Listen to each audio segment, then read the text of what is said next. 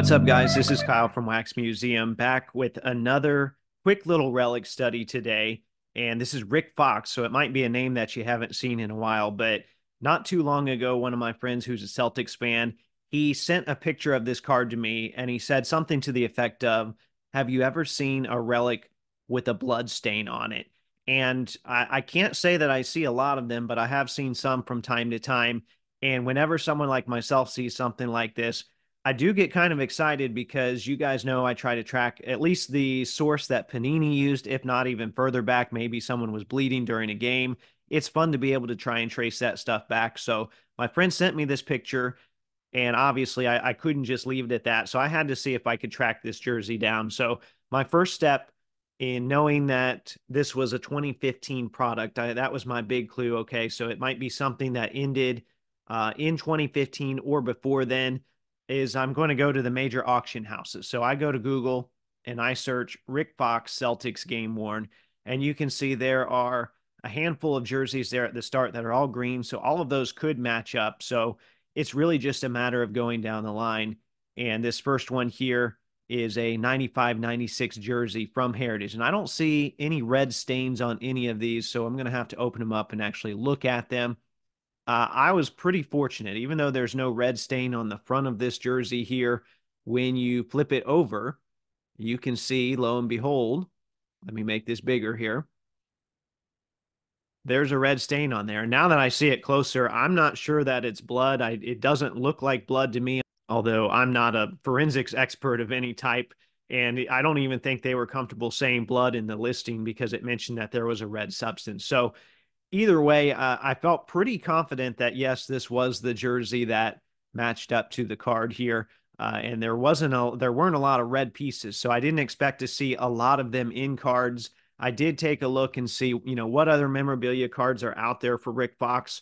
Well, all of these came out after 2015, so that was another good sign for me that yes, this was the jersey most likely used in the rest of these. I didn't actually line up all the holes here, but I kept looking and I noticed, okay, here is another one of the red pieces that lines up.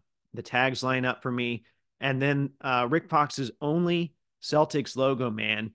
If you notice, all of those are a little bit distinct. The stitching is never the same with the letters or the width of the letters, or sometimes this area here with the legs and the ankles is thinner than others. I noticed in the letter A and NBA, there were the exact same snags. And then you can see kind of the spacing of the letters as well is exactly the same.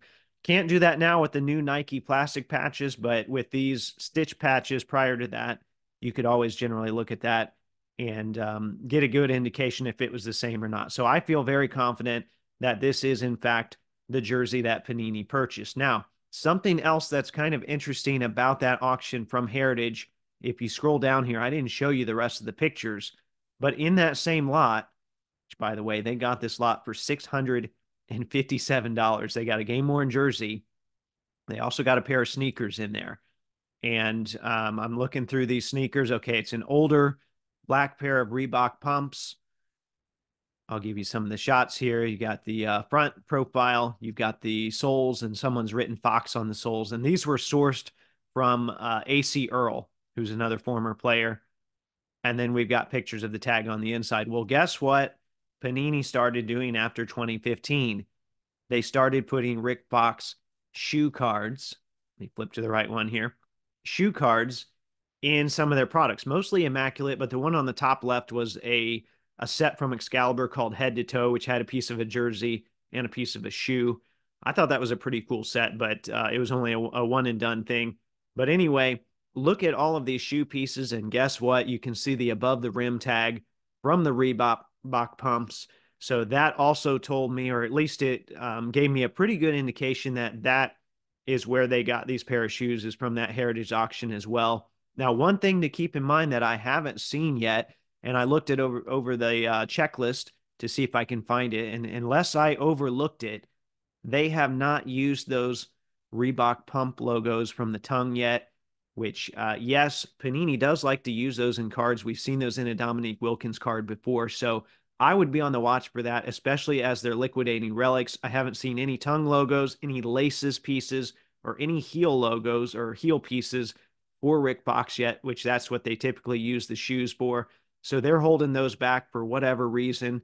And I would expect to see those used soon in these next couple years as they are on their way out. So anyway, I promised you this would be a quick video today. That's all I've got for you. If you've got a Rick Fox Celtics piece, it's probably from this jersey or probably from these shoes. I hope you enjoyed that. Remember, there are new episodes of the audio podcast that come out every Thursday. And as always, thanks for watching.